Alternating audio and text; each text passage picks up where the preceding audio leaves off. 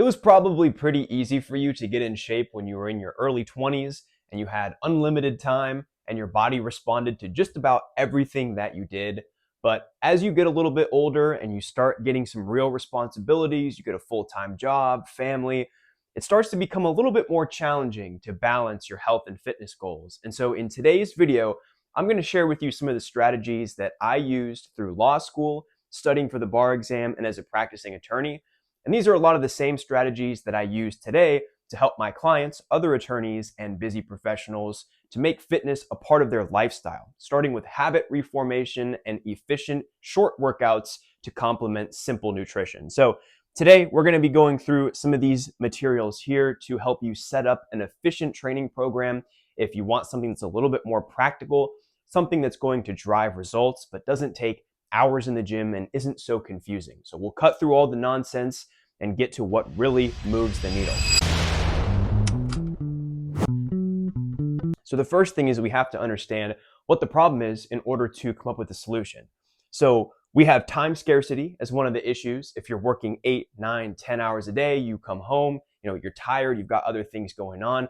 The last thing that you want to do is go to the gym or have that on your program to have to go to the gym for 2 hours and have to shuffle through a busy gym with a bunch of machines and just be there all night. It's not what you want to do. You're tired, right? You've already worked a full long day, or perhaps you're working out in the morning, so you're exhausted. And what you don't want is additional decision fatigue, things that you have to think about more, like, should I be doing this exercise? What about this for my workout split? You don't want to add extra decisions to your plate because that only makes it more confusing and more difficult to adhere to. And the third thing is that you're probably overwhelmed with information. You see that there's all this new wave of what's optimal, what you should be doing in the gym.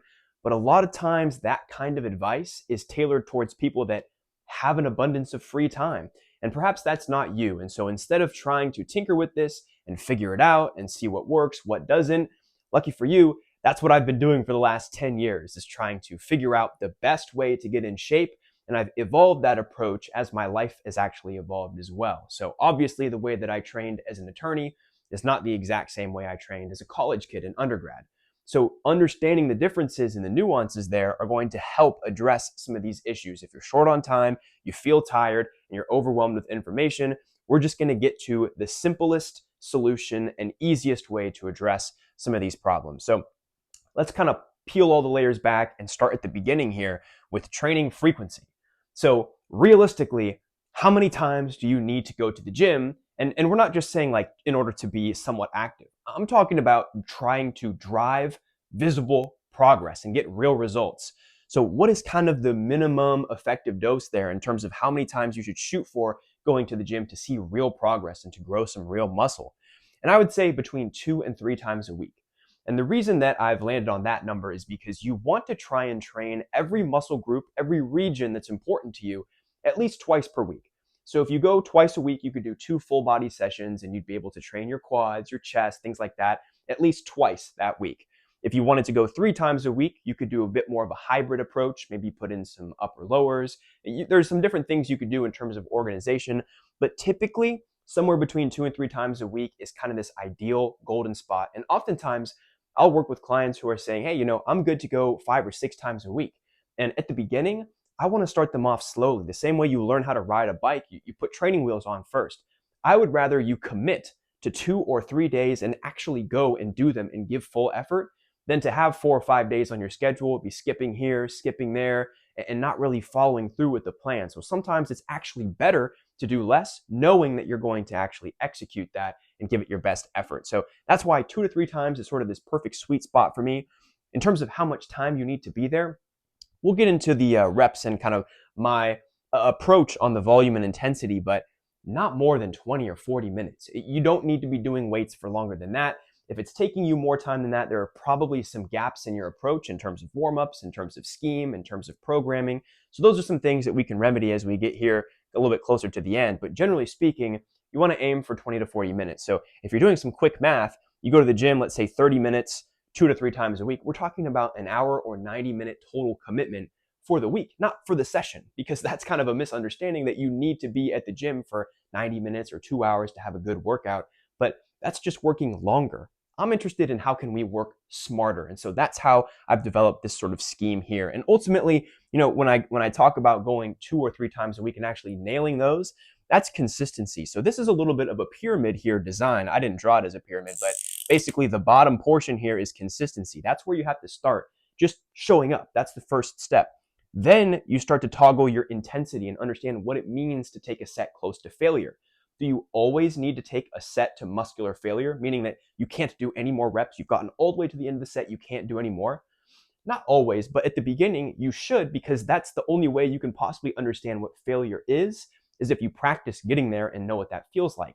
Then in the future, you can do things like tempo, a couple reps in reserve, but you're not really able to do that until you've actually reached failure. And that's that second building block, intensity. So you start by showing up, then you can start adding in some intensity, then you can start worrying about your volume here. So that means how many sets are you doing? Not just during the session, but how about during the week as a whole? Because you want to look at it from a little bit more of a bird's eye view, especially when you're trying to target and grow specific muscle groups that are going to actually drive visual progress, which we'll get to here in a moment. But a lot of people say, well, I just do 3 to 5 sets because that's what I saw on the internet. And fair enough, honestly. But the one sort of pushback point that I have there is, if you don't actually know why you're doing more than one set, then perhaps that's a spot that you'd want to clear up. Because if you could grow on just doing one hard, intense set, why not just ride that all the way home? Maybe you need to do 2 sets later on once you've figured out your consistency, you show up, you've got your intensity. Okay, maybe you can progress to 2 sets, a top set and a back off set. But let's just keep it simple, right? So ultimately, your volume is going to be something that there is a threshold, but it's very individually dependent. So there's a lot of variance depending on how your body reacts. And it's not something that you'd really want to pre-program ahead. It's more one of those things that you'd want to audit when you're looking at some of the metrics that you're tracking to see what the progression looks like. So let's go ahead and get down to number 3 here, a little bit more into the weeds of the actual workout structure itself. So I sort of touched on this a moment ago, but if you're going twice a week, the goal is to hit every muscle region twice in a week. So twice a week makes a lot of sense to take a full body approach where you're training your full body both times during the week. Now here is where people often make a mistake. They say, oh, well, if I'm going to do full body, then on one day, what I'm going to do is incline bench press, let's say. And on the other full body day, I'm going to be doing flat bench press. The problem with that is that your upper chest, the region that you target by doing an incline press, is only being activated on the first full body day, not the second.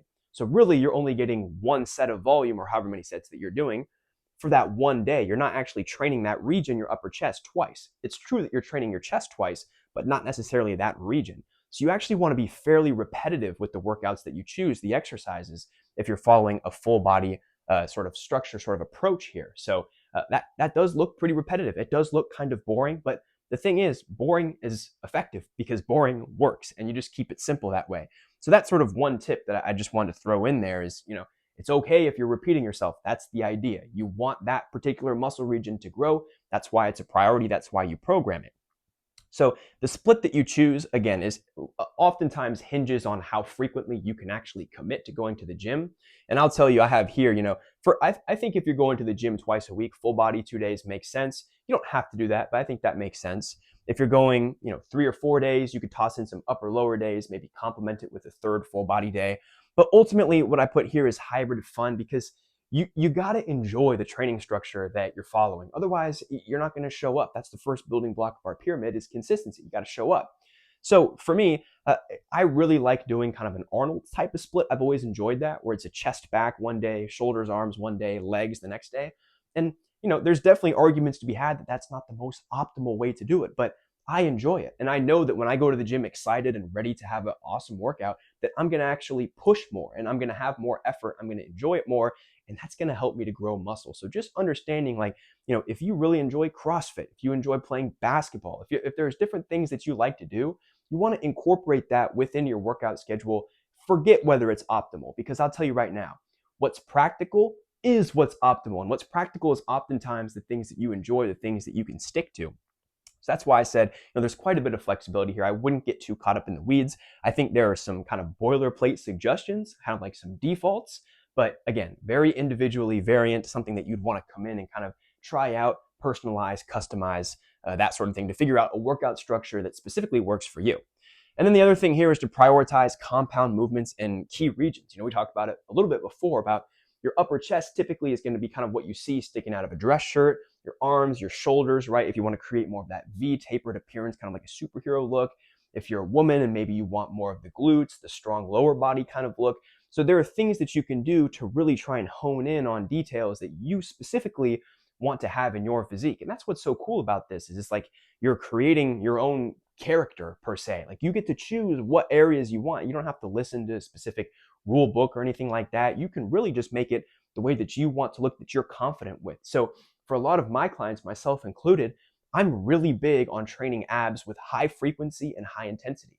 I think that having a shredded, defined midsection and core really elevates a physique, and I think it's awesome. So that's one of the main priorities I'll do, along with chest and arms for a guy, or glutes and hamstrings for a girl. So it really just kind of depends on what your goals are, but those are the regions that you'd want to prioritize early in the workout and with more volume.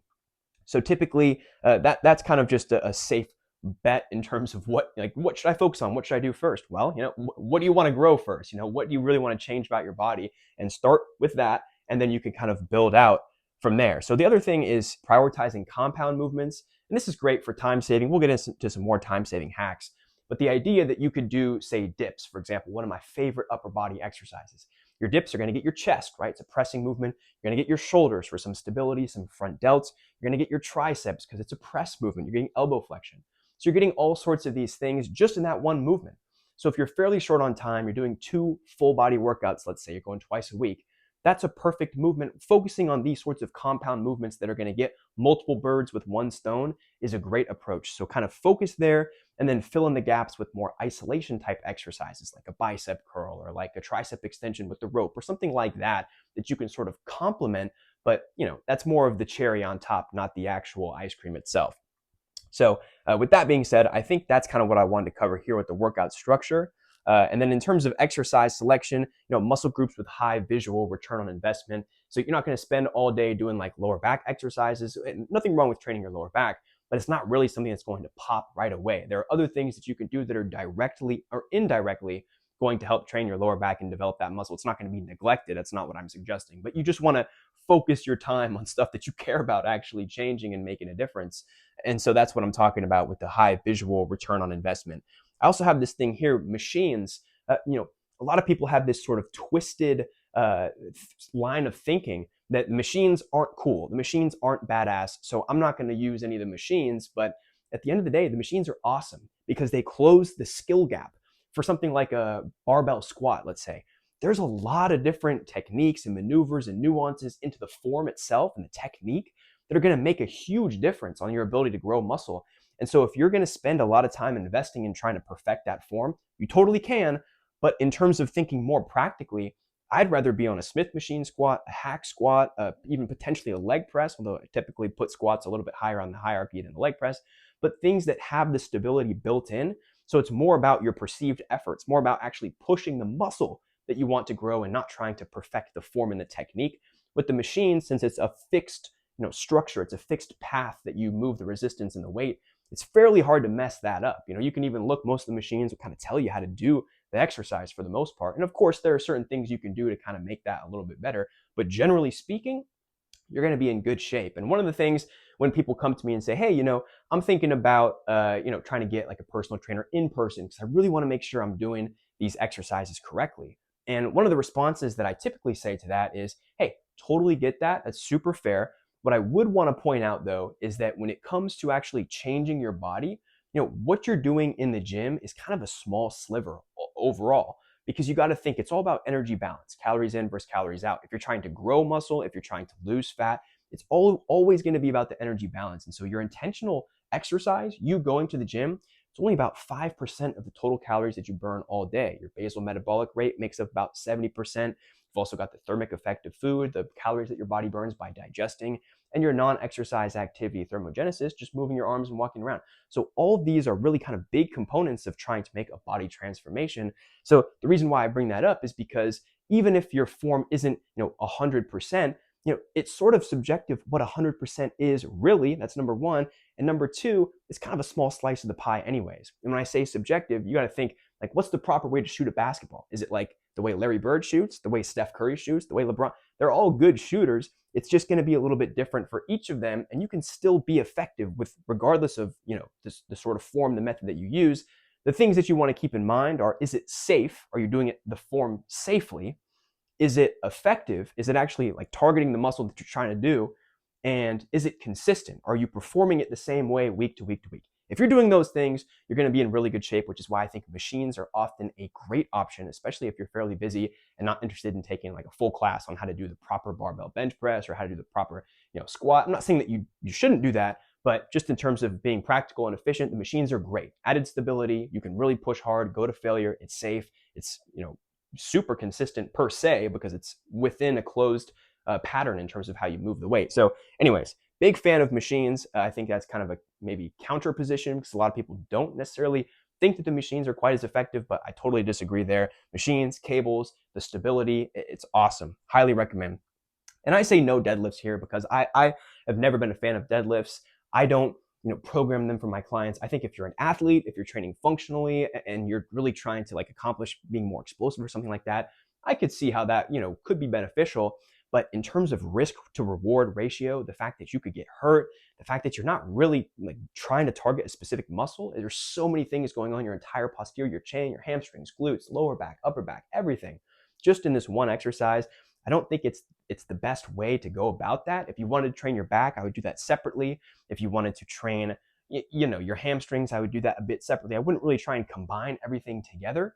It's just hard to, not only recover from that, but given the risk to reward ratio, the fact that it's very easy to get hurt and to have your ego take over, not a great exercise for me. So again, maybe another counter position there, but that's just, I typically don't program that in. I want clients and I want myself, even people, when you go to the gym and you finish, I want you to have those endorphins, that positive mood. I want you to feel more energized, especially if you're going in the morning. If you're doing 5x5 on heavy deadlifts to failure, you're not going to be leaving the gym with extra spunk, with extra, happiness. You're going to be exhausted. So we're trying to prevent that situation by thinking a little bit smarter in terms of programming. If our number one goal is to drive visual progress, we don't want to get hurt. Obviously, that would hinder that. And we're trying to do things efficiently, still feel good, still reap all the benefits. To me, deadlifts that doesn't make the cut in that sort of determination. Okay, let's get to the next one here.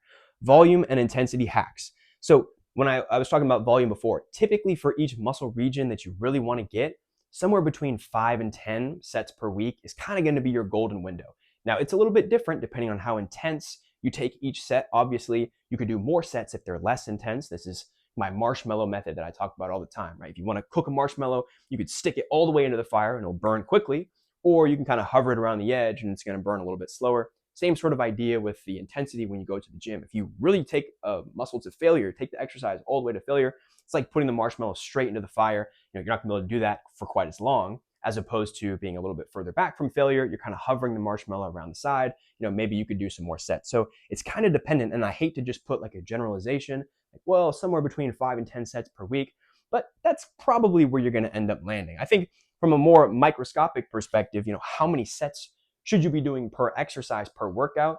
And I like 1 set per exercise. I really think that if you do it right, you warm up correctly and efficiently, and you get to that 1 top set and you just go hard, I really think you can get great progress from that. That's the method that I use, that I personally teach as the default, although sometimes you can evolve from that a little bit, add in a back off set or something to that nature in order to get past the plateau. But generally speaking, that is going to be sort of the method to getting to where you want to go, is 1 hard set, because what's driving muscle growth isn't just volume. Otherwise, marathon runners would have the most volume and they'd have huge legs, but we know that that's not true. So it's not volume, it's actually mechanical tension and progressive overload. Mechanical tension is the effort that you put into a set getting close to failure. So if you only have 1 set, you only have, you're only going to do it once. Think about how much more effort you're going to put into that, knowing that it's going to be, this is your 1 shot to get it right, as opposed to sitting back, looking at the clipboard and saying, well, I got 15 more sets to go. Like, I'm going to have to pace myself. 1 set, go hard. That covers the effort. And then it also prioritizes recovery, which helps with your progression over time, the second ingredient for muscle growth. So you have the progression and you have the intensity. That's why I like 1 set, especially starting there. Because why do 2 if you can progress on 1, right? That doesn't make any sense. Plus, it's better for saving some time as well. So that's why I have this note here: quality over quantity. And in terms of rep range, here's what I'll say generally. How many reps should you be shooting for on each exercise? Between 4 and 12. And it's kind of a wide range. So I'm going to break it up into two a little bit smaller ranges. The first is 4 to 8. And this is where I'd like to be, ideally, 4 to 8 reps per exercise. But that's a very efficient way to do it because we know that the reps that count towards muscle growth are the stimulating reps towards the end of the set where your muscles are slowing down. You can't move the weight as fast as you could at the beginning of the set. So those are the ones you want to shoot for. So if you can pick a weight and be efficient with the movement and actually achieve those money reps or those stimulating reps in this 4 to 8 rep range here, that's going to be your best bet for limiting unnecessary fatigue and that sort of thing. It's just efficient. You just get in and out right into the stimulating reps and you're good. On the other hand, if you're more of a beginner or you're unable to really kind of feel the exercise the way that you should, and you're not super efficient with it yet, I tend to think of like cable face pulls for your rear delts.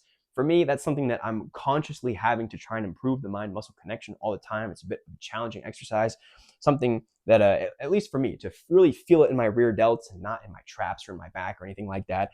That's where I would take a set and do closer to 8 to 12 reps.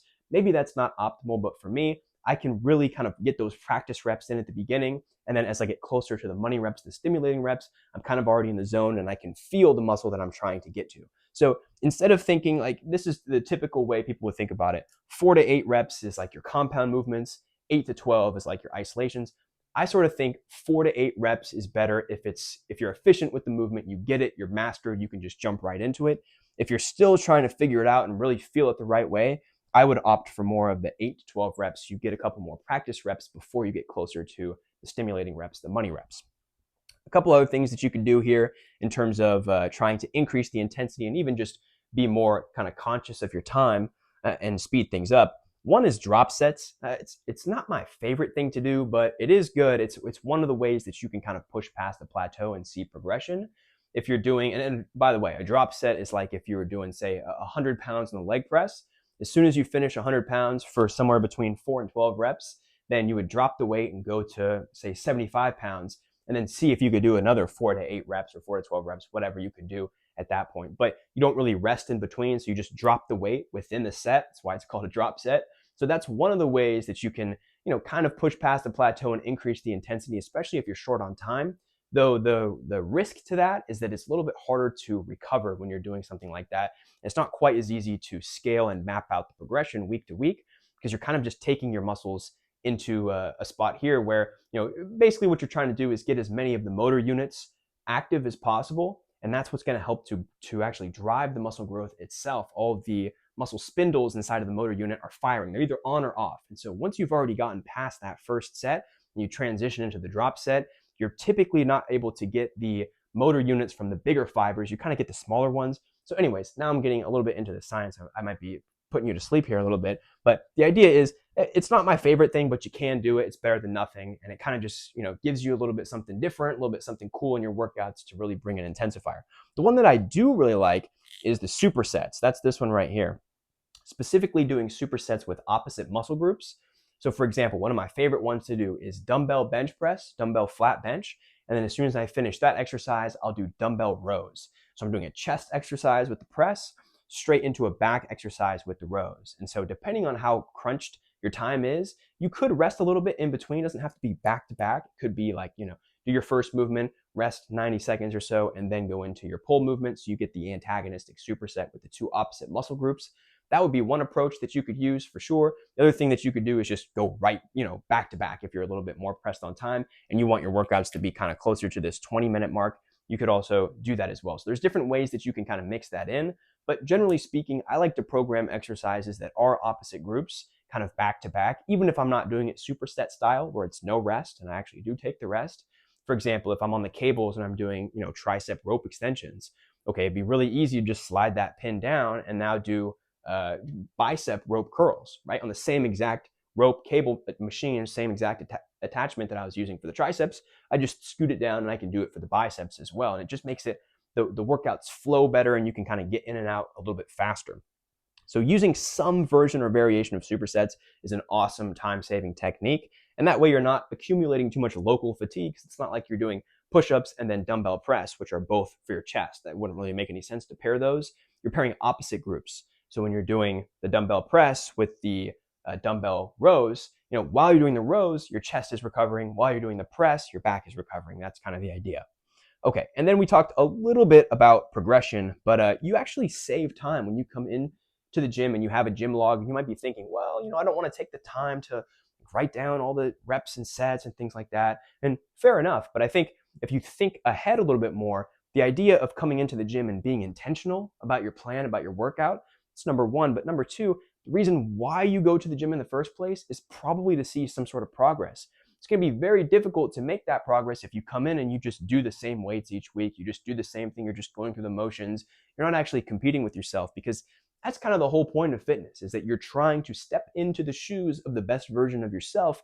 And in order to do that, you're trying to stack small wins each week and just get a little bit better. But it's hard to get a little bit better if you don't know what you're trying to get a little bit better than. So it's really nice when you're, week 6 of a program, let's say, and you've got your log, whether it's on your phone or on a piece of paper if you're old school, and you look back one week and say, okay, so on the bench press last time I did this amount of reps for this amount of weight. Okay, I can do that. Now let's go into this next week, and now that I'm here, I'm going to try and do X amount of weight for X amount of reps and try and beat that. That's the idea. So that's one of those two core principles to muscle growth. One is the mechanical tension, which is the intensity, and the other is the actual progression itself. But the key is you have to progress under the same circumstances. That's huge. Because if you're progressing under different circumstances, and I'll give you an example. If you did, let's say, one set of bench press, like we've been talking about, the one set method, you go hard, one set. Now the next week you come in and do 2 sets.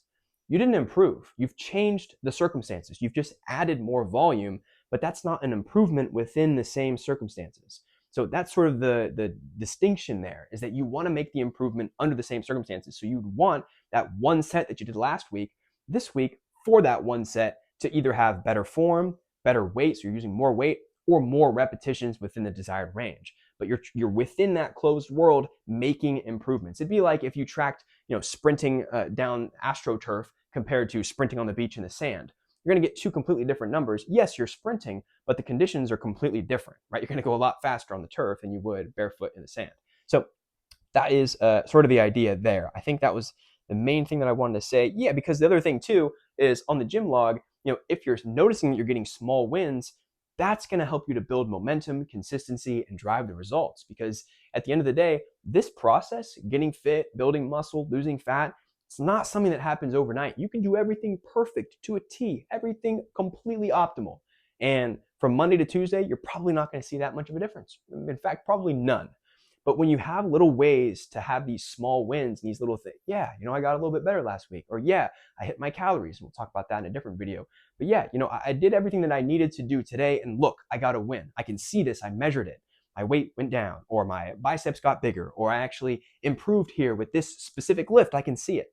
That little hit of dopamine, that little, you're seeing the progress, that keeps you hooked. It keeps you engaged, and it starts to keep building that momentum, which is going to lead to consistency. If you're getting wins every time you go to the gym, you're going to want to go back and get more wins. Okay, so now you're seeing that, but you'd be missing out on that entire process if you weren't tracking at least just your gym log, right? We're just talking about the exercises you're doing, the reps and the sets. And if you're following the one set method, which is going to make it a lot easier to track because it's only a couple of numbers each time you go to the gym. So that is kind of one of the things that I think makes a massive difference. And you can tell if you get stalled, right? If it's been a couple of weeks and you haven't gotten any stronger at XYZ exercise, maybe you got to do something different. Maybe you got to take back the intensity a little bit, maybe add some more volume. There's different things that you can do when you go back and audit and try and figure out what the issue was. And that way you can push past it and keep progressing and keep that intensity high and keep good morale, good spirits, so that you can keep going with this and really take fitness, instead of looking at it as a 20-day or 70-day challenge, to be something that's more sustainable for your lifestyle. That is my goal for you and for all the clients that I work with, is that you're doing stuff that you can actually stick with long term. It's not just a gimmicky, how much can I do in 1 month? It's, instead of being all in or all out, you're just medium all the time. That's what I want for you. So that's sort of the purpose of going through all this today anyways, is this more practical approach. It's not all in. It's not 6 days a week. It's not 2 hours. It's 2 days a week, one set each. It's simple. It's straightforward. And yeah, on the back end, you can make some adjustments that can be a little bit more technical to just keep driving progress. But at the end of the day, that's what you can bring in somebody to help with. And somebody that has that level of expertise, that understands your lifestyle and your goals, can help you to actually guide through that exact process. So anyways, let's get into, practical versus optimal. I kind of just beat myself to it. Is exactly what we're talking about. If it's optimal, but you can't actually do it, What good is that? Practical is going to win. So real quick, I'll give you a tip here on the warm-ups when you're warming up for a set to make it go a little bit faster. This is the sort of sequence that I'd suggest doing. So let's say your top set, your working set, the one you're going to write down that counts for your one set method is 100 pounds. You're going to do bench press at 100 pounds. Okay, so the way I would warm up is this. I would take 50% of that weight, which would be 50 pounds. I would do 10 reps. That's your first set right when you walk in. Then rest 60 to 90 seconds. Go to 75 pounds, which is 75% of your working weight. Do that for 3 or 4 reps. And you should be pretty fast, pretty explosive. You're warming yourself up, getting your central nervous system ready for that top set. Then you can effortlessly glide right into it. Now, once you've done that, your chest is warmed up. So if you are going to do another chest exercise after that, say you're going to do, I was going to say dips, maybe that's not the best example, like a pec deck or a chest fly or something like that. You're not going to need to repeat that entire warm-up process. Your chest is already warm. All you need to do is 1 or 2 feeler reps at a weight that's about 75% of your working weight, just so that you can get the motion back. Like, okay, yeah, like I'm engaged in my chest, the machine's in the right position, I'm ready to go. Then you can just move the pin right into your working weight on the next exercise. Your chest is already warmed up, and just go straight into it. Instead of having to repeat the 3-step process every single time, your chest is already warm. You're good. You can just jump right into it. And that's going to save you some time, at least 2 or 3 minutes per exercise. And if you're doing a good amount of exercises, that can save you a good amount of time. So that would be a quick tip for how I would structure the warm-up here. The other thing that I have is, like, don't be afraid to use, if you're traveling, a hotel. If you live in an apartment, you have a garage gym, you can make it work with very, very simple equipment. And it's not just a cop-out, like, oh, I'm just going to do a little garage workout. I worked out during COVID. I worked out in my apartment. I built like a little gym area in the living room. I worked out at the garage all the time, in fact. I worked out at the apartments when I was living in apartments, small community center gyms. I've also worked out at really big, nice gyms that have all the fancy machines. And really, the only difference is just mentally trying to put yourself in the zone. And you can do that. That's under your control. Have your headphones, have a good song, have your gym log, and just lock in 20 to 30 minutes twice a week. And you can totally make that work. So don't feel like you need to have access to some fancy gym with fancy exercises. A lot of times, what's actually going to drive your progress is the meat and potatoes exercises, just the basics, doing them consistently and getting better at them. And you can do the basics oftentimes at home, at a community gym, at an apartment gym, a hotel gym, whatever. As long as you have some of the basics, you're going to be totally fine. And that's one of the things that I'll do with my clients at the beginning during our onboarding process is figure out, what do you have available to you? Let's build something around what you actually have access to and what you enjoy doing, because that's how you make this sustainable. That's how you actually make it stick and build a series of habits and a pattern and a lifestyle that's going to carry you to the end. And that takes me to the last point. Why does this matter? Like, why even do weightlifting? Why not just do cardio? And at the end of the day, cardio is good for sure. There's no reason that, you should kick out cardio unless you really just don't have any time. But weightlifting is a little bit special because it's like an investment. It's an investment into not only your health, your longevity, your bone mass, all those sorts of things, but also your metabolism. So if you're somebody that wants to keep a robust metabolism as you get a bit older, having this investment piece, having higher muscle mass, is going to force your body to actually burn more calories at rest. So me having more muscle mass than, say, somebody standing next to me, if we're both just sitting on the couch, my body is burning more calories than his simply because I have more muscle mass on my frame and it's demanding more energy at rest. That's it. I don't have to do anything extra, anything special. So if you're investing into building some muscle and strength training and that kind of thing, you're actually investing into a faster, more robust metabolism as you age for a long period of time. So think of it more as like an investment piece. There's this kind of interesting quote that I had seen online that was about, I think it's actually spot on. They were talking about basically the fact that, doing the weight training is kind of like getting a $1 or $2 raise to your hourly rate. Whereas cardio is more like getting an injection of, $100 on the spot. Super cool. $100, great. Short term, it's more value in the moment if you're trying to get weight off. But ultimately, like, if you keep getting those raises, the hours start stacking up. The investment is great to have as well. So that could be kind of an interesting way to think about it. I'm not saying cardio is good or bad. I think it's a tool that you can use. I don't think you should build any sort of body transformation around cardio. I'd rather build it around strength training. And that's kind of the predominant reason why I would take that approach. But yeah, basically longevity, it'll increase your basal metabolic rate, keep your metabolism high so you can continue to eat more, and it's much easier to stay in shape. Year round gives you a little bit more margin of error. Plus, you get the confidence factor, right? When you have a little bit more muscle mass, when you have that kind of strength, that strong look, people can tell. It's kind of a badge of honor. People respect that. And it helps you to feel proud of yourself too. You can really see the results that you're putting in. It's kind of more of a direct, cause and effect. I put in the weights. I'm doing the bench press. I'm doing the squats. I can see my quads are getting bigger. I can see my chest is getting bigger. You really see the progress, and that helps as another kind of psychological win to keep you on board and keep the momentum going. Once you start seeing the results, you start to get hooked, and it's just much, much easier to kind of keep that path, keep going down that path. So that's pretty much everything that I have here today in terms of trying to set up a efficient training program if you're somebody that's looking for something that's practical, but is still going to drive some serious results. And I have some information below in the description if you'd like to check that out about working with me, my one-on-one transformation program, where basically I do most of this for you and I set it all up and I hold you accountable. I also do your nutrition, which will be in a separate video. I'll kind of do something similar to this about nutrition. You guys can check that out as well for some help setting up a nutrition protocol that works for you and your lifestyle. It's convenient and simple and all those good things. But in the meantime, I appreciate if you made it to this far in the video, please drop a like, leave a comment, and subscribe so that you don't miss more videos like this. And we'll see you on the next one.